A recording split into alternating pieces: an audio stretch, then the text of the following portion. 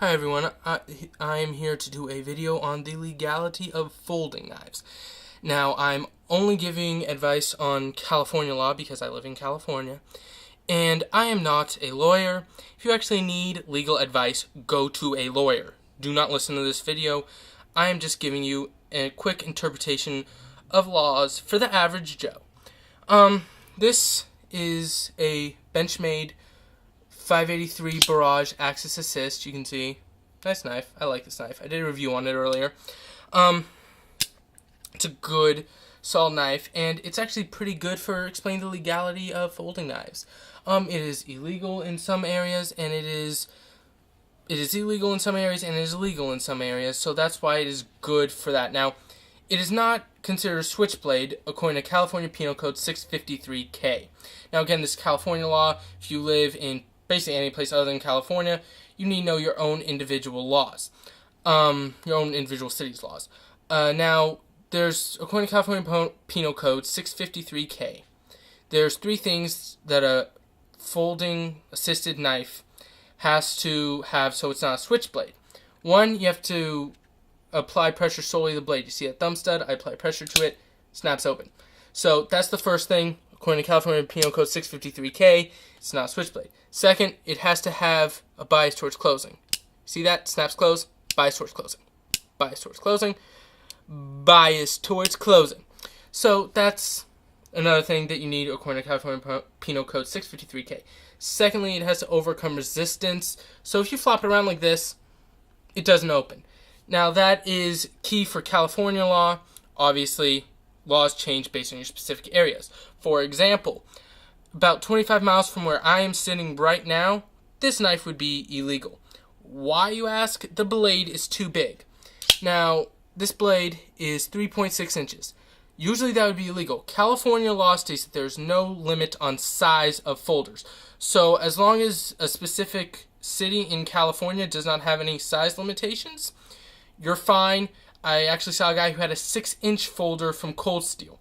So you can have almost any size knife in this great state of California. So that's what you have to do. What I would advise for, if you are in an area that does have size limitations, I know it's very rare circumstance if you're probably in super liberal, hippie, maybe San Francisco, get an area like that thinks that banning weapons helps stop crime. You can get a folder that's about 3 inches.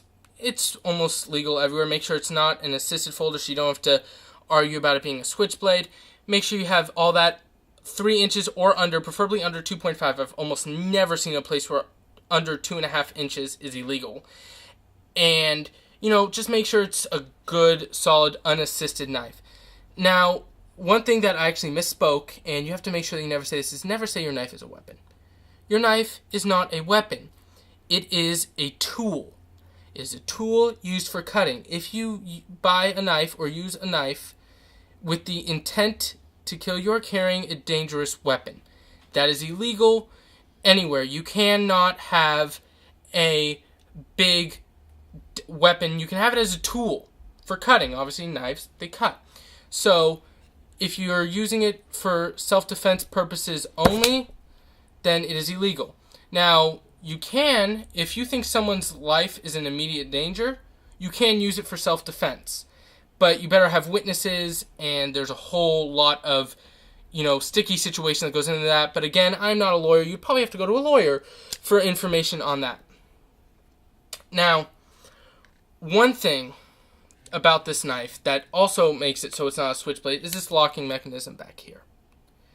This locking mechanism makes it so very well it's not a switchblade, can't fly out, can't even go past this point right there. You see that right there? Can't go past that without the locking mechanism being off, but then it pops out pretty well. It's a good knife, again, for legality purposes. Know the specific laws for your area. I know, for one, I'm going to Seattle in April, and this knife would be illegal in Seattle. Seattle has a size limitation of 3.5 inches. So my advice, if you are going to travel, stay with a 3-inch non-assisted folder. That is the best thing to have. That's legal almost anywhere. And, you know, I'm getting one in the mail that I will probably also do a review on, so look ahead for that. You can almost always get that. That's almost always legal anywhere. You don't really need to worry about the legality of that knife. That's just a good tool to have. Again, it's a tool, not a weapon. So, in review, there are 3 things that you need to look for in an assisted knife to make sure that it is not a switchblade. First thing is thumb pressure applied solely to the blade to open up the blade. If it applies to the handle, that is illegal and will be considered a switchblade. Secondly, it needs to have a bias towards closing, which means that right there, bias towards closing. Then it needs to have to overcome resistance, and always know your own individual area's laws.